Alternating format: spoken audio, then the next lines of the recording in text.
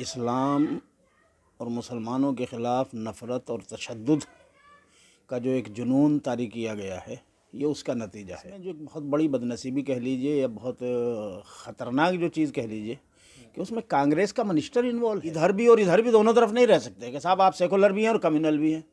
आप जो है कम्युनल काम करेंगे और सेकुलर कहते रहेंगे, ये नहीं चलेगा। ये काम तो बीजेपी यही काम अगर कांग्रेस पार्टी का मिनिस्टर करेगा और कांग्रेस पार्टी या कोई भी सेकुलर पार्टी के लोग करेंगे तो फिर क्या फ़र्क रह गया बीजेपी में और इन पार्टी में। शिमला में वो जो पर्टिकुलर वो इलाका है जिस जगह पर ये मस्जिद है, वहाँ पर मुकामी लोग तो 10-20 घर होंगे मुश्किल। तमाशा ये है कि वहाँ पर पिछले 5-7 साल, ये बल्कि 10 साल कह लीजिए, कि बीजेपी की सरकार रही पिछले 10 साल।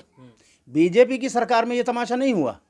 जैसे ही बीजेपी की सरकार वहाँ से ख़त्म हो गई और कांग्रेस की सरकार आई तो वहाँ पर जो है ये तमाशा शुरू हो गया कि ये मस्जिद अवैध है। और इस मस्जिद को जो राहुल गांधी संविधान को लेकर के पूरे मुल्क में 2024 का चुनाव उन्होंने लड़ा, हर जगह जहाँ गए संविधान की किताब दिखाई, तो ये मैं समझता हूँ कि ये काम जो हुआ है शिमला में, ये बिल्कुल संविधान के खिलाफ हुआ है। तुम्हारे साथ होने लगी और वहाँ के लोग खड़े हो गए, क्योंकि जब तुम आग लगाओगे नफरत की तो फिर तो वो किसी के नहीं होते, फिर सिर्फ एक धर्म के थोड़ा ही खिलाफ वो होंगे, फिर तो तुम्हारे खिलाफ भी वो, चूँकि जिनको भेड़ियों को तुम पाल रहे हो, जब उनके मुंह खून लगेगा और उन्हें जो है खून और वो चाहेगा तो तुम्हारे ऊपर भी हमला करेगी। आग तो आएंगे घर कई जद में, इस शहर में सिर्फ हमारा मकान थोड़ी है।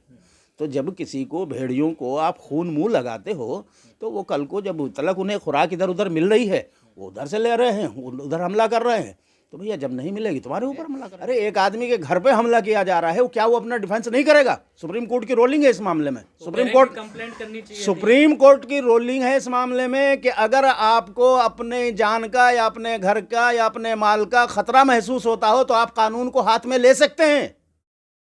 देखिए, ये असल में इस मुल्क में जो इस्लाम और मुसलमानों के ख़िलाफ़ नफ़रत और तशद्दुद का जो एक जुनून तारी किया गया है, ये उसका नतीजा है। इस्लामोफोबिया जो फैलाया गया है, ये उसी का हिस्सा है। शिमला की मस्जिद का जो किस्सा है ये, और लेकिन इसमें जो एक बहुत बड़ी बदनसीबी कह लीजिए या बहुत ख़तरनाक जो चीज़ कह लीजिए कि उसमें कांग्रेस का मिनिस्टर इन्वॉल्व है। और उस मिनिस्टर के ख़िलाफ़ कांग्रेस ने अब तक जो है कोई कार्रवाई नहीं की, बल्कि उसे जो है बहुत नाज और प्यार से जो है उस मिनिस्टर को पाला जा रहा है।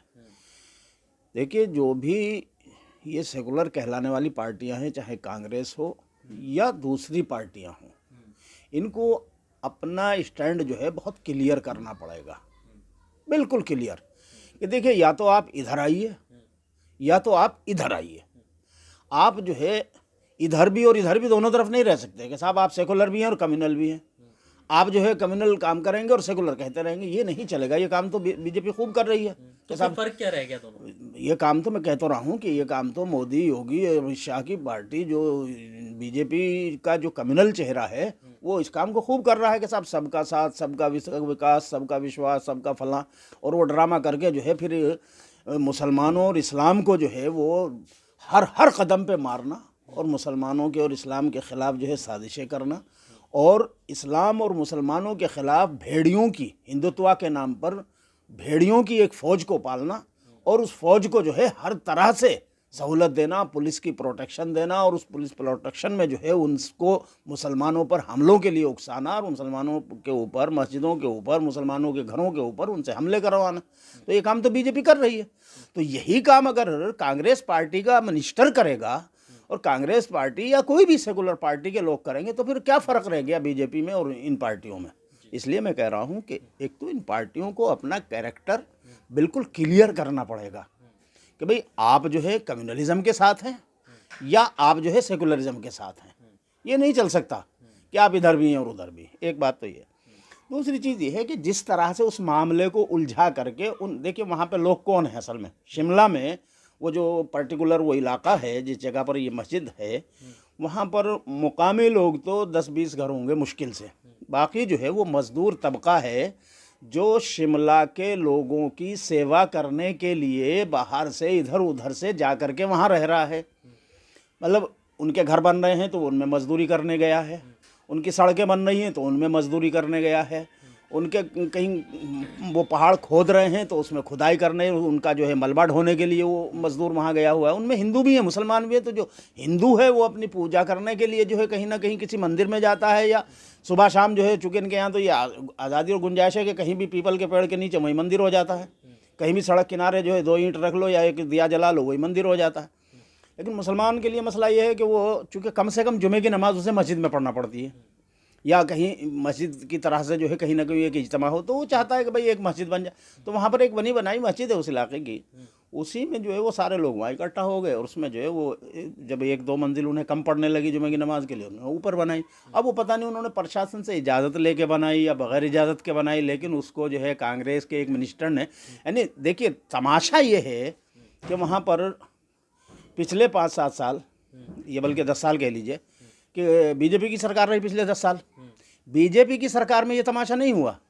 जैसे ही बीजेपी की सरकार वहाँ से ख़त्म हो गई और कांग्रेस की सरकार आई, तो वहाँ पर जो है ये तमाशा शुरू हो गया कि ये मस्जिद अवैध है और इस मस्जिद को तोड़ो। और चढ़ाई करने वाले जो है वो उसमें बीजेपी के वर्कर भी हैं, हिंदुत्वाई दंगाई, और वो जो धार्मिक भेड़िए वो भी हैं, और उसमें कांग्रेस के उस मिनिस्टर की शह भी है और उसका भी सपोर्ट उसमें पूरा है। तो ये एक तरह का जो गेम है और इस्लामोफोबिया का जो ये खेल है कि इस मुल्क में मुसलमानों को रगेदना है, तुम बीजेपी में जा कर के करो उस काम को या कांग्रेस में करो। तो ये जो है ये बहुत ख़तरनाक है। ये जो राहुल गांधी संविधान को लेकर के पूरे मुल्क में 2024 का चुनाव उन्होंने लड़ा, हर जगह जहाँ गए संविधान की किताब दिखाई, तो ये मैं समझता हूँ कि ये काम जो हुआ है शिमला में ये बिल्कुल संविधान के ख़िलाफ़ हुआ है। हाँ, अगर उन मुसलमानों ने प्रशासन की बग़ैर इजाज़त के उस मस्जिद की 1 मंजिल या 2 मंजिल जो भी बनाई थी, तो एक ज़ाब्ता हर कारपोरेशन में या हर म्यूनसिपलिटी में ये होता है कि अगर किसी ने कोई इमारत म्यूनसिपलिटी की या कॉरपोरेशन की इजाज़त के बग़ैर उसके रूल्स और रेगुलेशंस की खिलाफ वर्जी करके बनाई है, तो उसको वो जो है या तो पंक्चर करते हैं या जो है उससे जुर्माना वसूल करके उसको ऐसे छोड़ देते हैं। तो जब आप ये देख रहे हैं कि भाई एक धार्मिक इबादत गाह है, और ठीक है ज़िम्मेदार लोग जो हैं ये इन्होंने कुछ इसमें चाहे अनपढ़ हैं या अपनी नादानी में या कहे में जो भी उन्होंने वो एक गलती उनसे हो गई कि उन्होंने बग़ैर परमिशन के कॉरपोरेशन की या वहाँ जो भी अथॉरिटी है उसकी परमिशन के बग़ैर अगर उन्होंने वो तामीर करी, तो उसका जुर्माना उनसे वसूल करके उसको एज इट इज़ छोड़ देना चाहिए। वो कितना बड़ा मसला, लेकिन वो चूँकि इस्लामोफोबिया को फैलाना है तो वहाँ से निकाल करके, इससे पहले चूँकि आपने देखा होगा तो पिछले 2-3 साल से 4 साल से ये यहाँ से शुरू हुआ था, उत्तराखंड से ये बुखार, ये बीमारी जो है उत्तराखंड से इसने शुरू की थी। ये धामी जो है ये भी बहुत बड़ा नफ़रत का कीड़ा है। पुष्कर सिंह धामी जो है ये भी बहुत बड़ा नफ़रत का कीड़ा है, ये उन भेड़ियों का बड़ा भेड़िया है। तो इसने भी यहाँ आग लगाई हुई है और ये समझ रहे हैं कि तुम सारी ज़िंदगी इसी तरह रहोगे, सारी ज़िंदगी तुम्हारी ही सत्ता रहेगी। अरे भैया, आज नहीं कल, कल नहीं परसों, 2 साल 10 साल 20 साल, हर चीज़ जो आया है उसका अंत है। अंत तुम्हारी सरकार का भी होना है। कल अगर यही चीज़ तुम्हारे साथ होने लगी और वहाँ के लोग खड़े हो गए, चूँकि जब तुम आग लगाओगे नफ़रत की तो फिर तो वो किसी के नहीं होते, फिर सिर्फ एक धर्म के थोड़ा ही खिलाफ वो होंगे, फिर तो तुम्हारे खिलाफ भी वो, चूँकि जिनको भेड़ियों को तुम पाल रहे हो, जब उनके मुँह खून लगेगा और उन्हें जो है खून और वो चाहेगा तो तुम्हारे ऊपर भी हमला करेंगे, तुम्हारी बोटियाँ भी नोचेंगे। कल अगर उन्होंने तुम्हारे ऊपर हमला करना शुरू कर दिया फिर क्या करोगे तुम? और होगा ये, वो जो राहत इंदौरी ने कहा था ना कि लगेगी आग तो आएंगे घर कई जद में, इस शहर में सिर्फ हमारा मकान थोड़ी है। तो जब किसी को, भेड़ियों को आप खून मुंह लगाते हो तो वो कल को जब तलक उन्हें खुराक इधर उधर मिल रही है, वो उधर से ले रहे हैं, वो उधर हमला कर रहे हैं, तो भैया जब नहीं मिलेगी तुम्हारे ऊपर हमला करेंगे। अब उत्तरकाशी में भी जो है बिल्कुल उसी तरीके का पूरा वाकया है। पुलिस के ऊपर पथराव हुआ, पथराव के बाद फिर पुलिस ने फिर लाठी चार्ज की। वहाँ भी मस्जिद को अवैध बताया जा रहा है, जबकि वहाँ के प्रशासन ने कहा है, जिला प्रशासन ने, कि ये मस्जिद वैध है। तो अब वहाँ पर ये क्या आपत्ति हो रही है? हाँ, तो मैंने जो बात अभी कही आपसे कि देखिए, जब एक जगह से आप फिर वो जायज़ और नाजायज़ को नहीं देखते। अभी उत्तरकाशी का जो मसला आपने छेड़ा है, मैं इस खबर से इत्तफाक से वाकिफ़ हूँ और मैंने इसको तफसील इसको देखी और समझी है। वहाँ क्या है कि इन्होंने हंगामा शुरू किया, और जब इन्होंने हंगामा शुरू किया नफरती भेड़ियों ने, जिन्हें इस्लामोफोबिया का बुखार है, भेड़ियों को, असल में क्या है, इनके मुंह जो है दरिंदगी का खून लगा हुआ है कि भाई ये समझते हैं कि इस्लाम का खून, मुसलमानों का खून जो है इस मुल्क में माफ़ हो गया है। जो चाहे मुसलमान को जहाँ चाहे पकड़ के मार लो, उसकी संपत्ति को जहाँ चाहे नुकसान पहुँचा लो, उसके घर को जला लो, उसके घर पे चढ़ करके, आपने बहराइच में देखा कि मुसलमान के घर पे चढ़ करके उसके लगा हुआ झंडा जो है, ना सिर्फ झंडा उतारा गया बल्कि उसकी रेलिंग तोड़ी गई। उसकी रेलिंग तोड़ने का कहीं कोई जिक्र नहीं करता। मॉब वहाँ खड़ा हुआ है 10-15 मिनट तक, उसके घर के सामने रुक कर के जो है उसको उकसाया जा रहा है कि इसको तोड़, इसको फोड़, इसको गिरा, और उसको तोड़ा जा रहा है, उसके घरों पे हमला किया जा रहा है।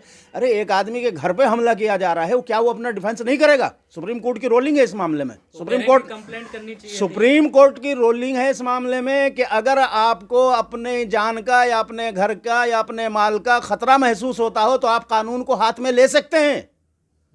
यह है सुप्रीम कोर्ट की रोलिंग। उनका तो एनकाउंटर किया जा रहा है, पकड़ रहे। हाँ, तो वो इसलिए किया जा रहा है कि वहां पे भेड़ियों की सरकार है, भेड़िया मुख्यमंत्री बना हुआ, गुंडा है वो सबसे बड़ा, वो यूपी का गैंगस्टर है वो सबसे बड़ा। उसके ऊपर जो कितने 44 मुकदमे थे, जिसमें हत्या के भी थे, उसमें किडनैप के भी थे, उसमें रेप के भी थे। उसने जो है चीफ मिनिस्टर बन के वो अपने सारे मुकदमे वापस कर लिए, तो क्या वो मासूम हो गया? वो एक रेपिस्ट है, वो एक गैंगस्टर है, वो एक गुंडा है, और रहेगा। आज उसकी हुकूमत है तो वो अपने आप को क्लीन चिट दिए हुए बैठा हुआ है। कल को उसकी हुकूमत खत्म होगी, दोबारा खुलेंगे मुकदमे, जेल जाएगा। वो मकान भी तो तोड़ दिए गए गरीबों के। हाँ, तो वो मकान तोड़ दिए गए ना, तो वो तो सुप्रीम कोर्ट ने कहा है, वो नहीं पढ़ा आपने?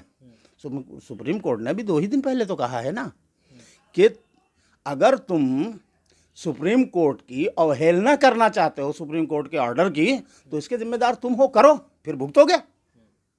तो क्या भुगतेंगे? खुला है तो सब। जिस दिन सुप्रीम कोर्ट ने अगर ये ऑर्डर कर दिया कि इसको चीफ मिनिस्टर की कुर्सी से हटा करके जेल में भेजो, भुगतना पड़ेगा, जाएगा जेल। ये होगा, ये भी, और ये भी होना है फिर एक दिन।